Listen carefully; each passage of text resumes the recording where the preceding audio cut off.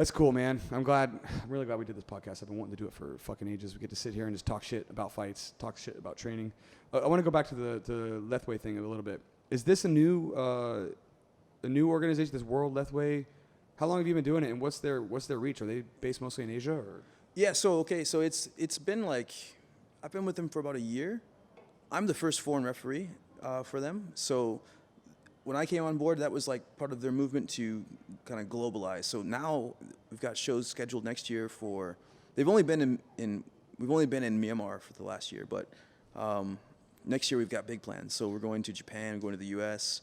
And it's legal It's legal in the U.S., or you have to go to Indian reservation or some shit? Well, it depends on which commission. Like, from the conversations that have been had so far, it's kind of like, from what I understand, it's like some commissions are more relaxed than others.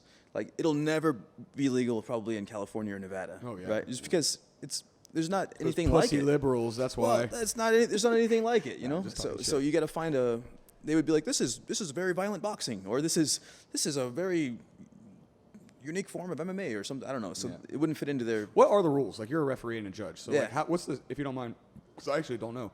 What's the scoring system? What do they score more dominantly? And then what's the general rule set? Okay, so traditional Lethwei didn't have scoring. It was like either you knocked them out or draw. Yeah, that's what But that's kind of anticlimactic for a global audience, right? Yeah, totally. So they added a scoring system. So it's a 20-point must system. So which is a little bit better, to be honest, because you've seen a lot of these fights where, like, you land more jabs than I do in the first and second round, and then I beat the shit out of you the third round, and you still win the fight because you won 2 rounds 10-9, and I lost. Then I had 1 round 10-9, right? But so this one we have 20-point must system, so you can make the spread a little bit further. So, like, let's say you land more jabs, you just How many rounds are there? 5. 5 rounds. Well, there could be 4, there could be 3. 2 minutes or 3?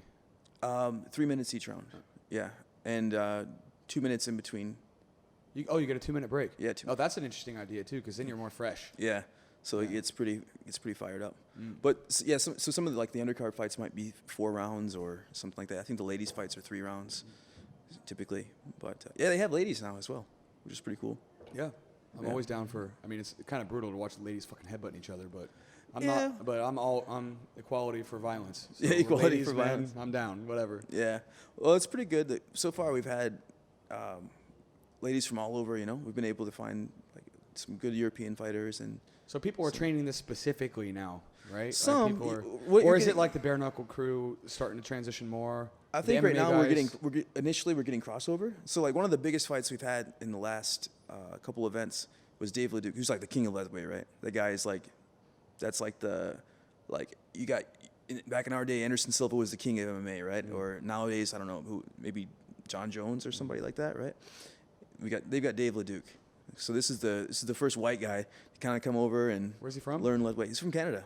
Ah, I've heard the name. Yeah, Canadian guy. Yeah, Canadian guy. I've heard the name. Tall, lanky guy, but explosive for some reason, right?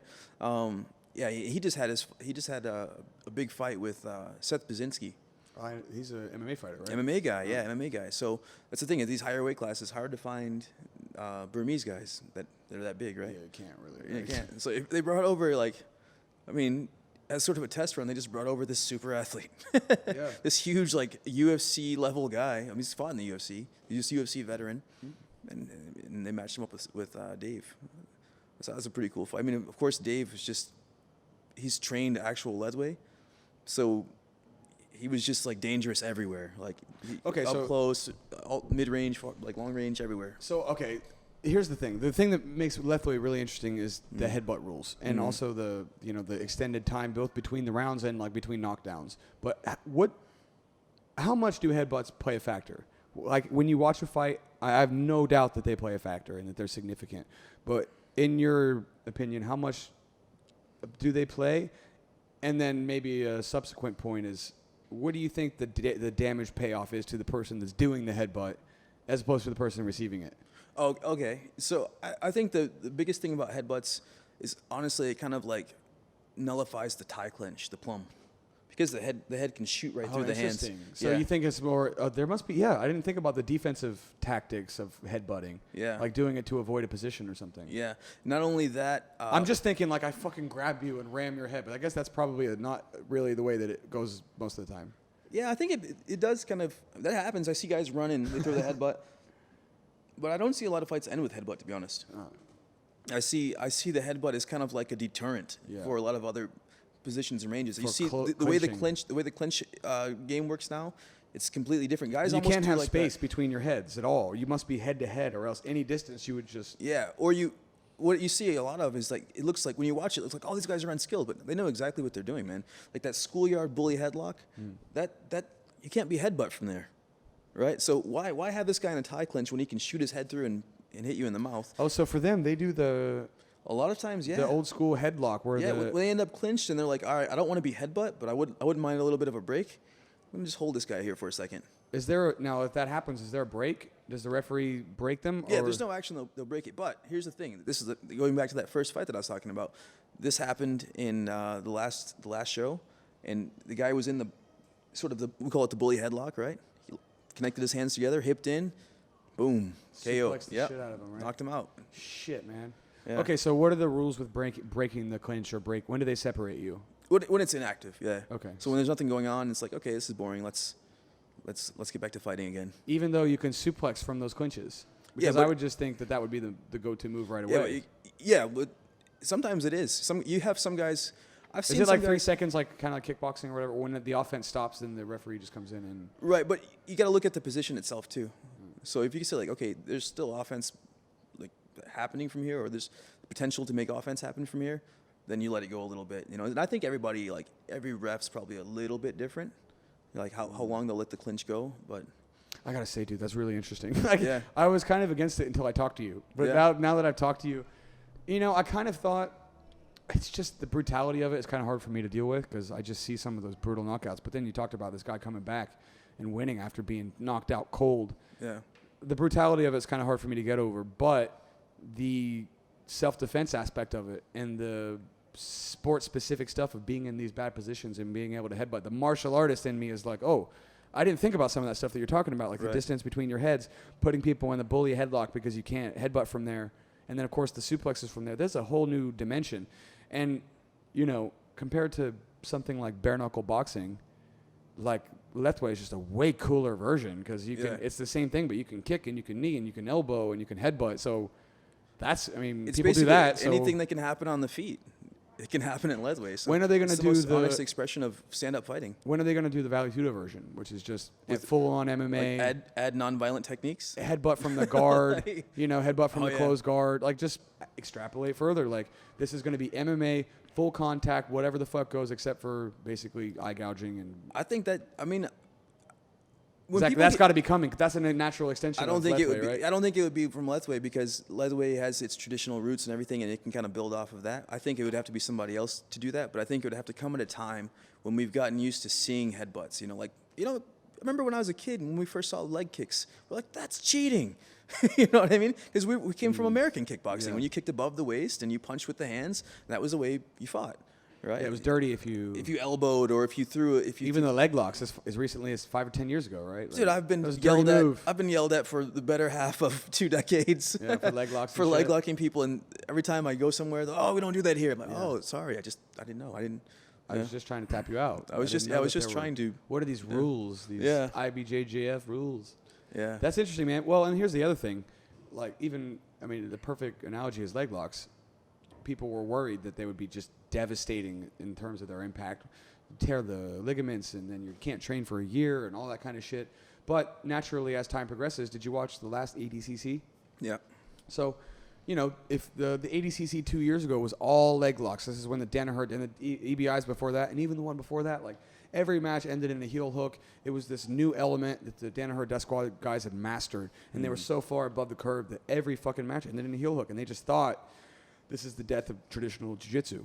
But then, if you watch the most recent one, the only one who leg locked anybody was like Lachlan Giles. Yeah. Other than that, like Gordon Ryan got like fucking 5 rear naked chokes. Yeah. And it became more wrestling and old school jiu-jitsu because the defense had bridged the gap. Right. And then I think it could be a similar story. Once the headbutting game becomes a thing, the metagame will start to develop and the defenses will start to develop. And then, those things won't be as devastating and they won't be so dramatic. They will still have their place, but the natural defenses will start to happen, and then That's what I said about soccer kicks. It's like every time there's something that people don't understand. This is coming from the guy who's got a brutal soccer kick knockout. Yeah. If you want to go watch it, go watch Major's fight with Bruno Pucci, and he literally got his head punted into the fucking stands. Yeah. But I've always thought that, like, it's whenever somebody doesn't know how to defend something, people are like, oh, it's easy, anybody can do that. I'm like, yeah, but not really, because everything. You can't be in that positions, right? Well, everything's going to evolve, you know? Like, there would be a point where people actually know how to defend soccer kicks. Old school jiu-jitsu guys knew how to defend headbutts on the ground. You know, I don't know that the new school guys do, because we haven't really seen, like, that be a problem in new school jiu-jitsu. Like, your lapel is more of a problem than a headbutt, right? So that old school, like, self-defense aspect of jiu-jitsu where we were defending headbutts, you know, like that's more or less gone. It's with the old school guys. If you don't have gray in your beard, you probably don't know that. Yeah. Okay, so let me segue this into what my concern is with the Lethwei, and that would be the damage, specifically the head-on-head collision. I just want to get your take on, I mean, we're both not doctors. We should fucking say this straight out. Right. But I would be curious what you think, because if I headbutt you, that's still my brain taking plenty of that impact, right? Yeah. So I'm curious as to, like, what you think the trade-offs would be. Now, I would say that a head kick will certainly do more damage than a headbutt, because I think headbutts will generally happen from a clinching range. So the distance traveled and the kinetic energy that can be applied to the strike is less, because you're going to be close to it. I'm not going to, like, diving headbutt you from a distance any further than, like, where we can grab each other, right? So I think the impact, just by the nature of the strike, is less than a distance strike, like a head kick or a hook or a punch or something like that. Right. But I would be curious as to what's the trade-off for the person that's delivering the headbutt and the person receiving it, because my concern is that brain trauma specifically. Well, like I said, I really don't believe that fights are what causes the damage. I believe it's the training that causes the damage. So if they have a good, like, training methodology, how many headbutts are you going to take in your life? 2? You'll be all right. How many do you see in a fight, if you had to guess? How prolific of a technique is it in Lethwei that you've seen? Okay, a headbutt that actually lands flush and rattles somebody, I would say I'd be shocked to see more than one in a fight, to be honest. So it's not on average. It's not the most efficient strike most of the time to throw. No, it would be efficient on us probably. Like, we don't train it, but for the train, for the guys who train it, they're like, hey, let's. Okay, there's certain things they can't do because the headbutt's going to be there. It's the same thing. Like, if you go your whole life without training heel hooks, you can just put your feet in the air and just let them float, and you think you're safe all the time. And then as soon as, like, Danaher Death Squad's like, hey, wait a minute, what if we twisted that? Then all of a sudden the whole meta changes, right? But once it changes, again, now we're avoiding the leg locks again. It's just we've had to change our meta in order to do that, and that's the way the fight looks now too. The way they clinch is different. The way they move their feet, everything is different. Their level changes, all of that. Okay, so let me then. We got to take a break soon, but let me go another way with this. How do you safely train headbutting? What do you put a fucking forehead pillow on so you can, like? How do you train that? Because, you know, in sparring, you wear shin pads and you wear gloves and you can kind of make contact. How do you safely headbutt each other in practice? Well, it's the same question. How do you safely throw elbows in practice? Elbow pads?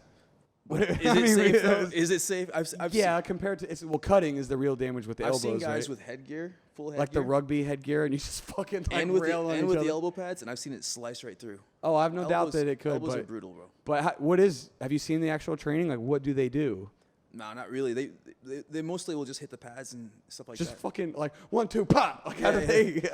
Do you just like throw the pad at the forehead? Yeah, I wonder how many. God, it's so fascinating. I don't know. Like, I think even like doing 100 reps of headbutt. Yeah, your neck by the end of it, dude. You're not gonna be able to turn your head. Not super good. Yeah.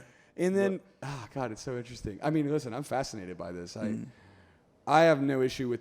Look, if you're an adult and you want to do something, I think you should be able to do it. If it's fight people, or if it's do this, if it's do that, if you sign the waiver, you write your own ticket and whatever you choose to do. Same thing with jiu-jitsu and heel hooks, and there's risk to any activity that you do. So I believe that if you want to do it, you should be able to do it. But I would like to see. I just imagine like 1, 2, pa, like 1, 2, look, pa. Well, to be honest, a lot of the training now is still pretty like. They're still developing the training modalities. It's archaic. Right? Well, yeah. So now what they've got going on is we're starting the Lethwei Academy, World Lethwei Academy. So what that's going to be is it's going to be like taking a bunch of young guys, teaching them about proper nutrition, proper strength and conditioning, teaching them English, teaching them how to do media work.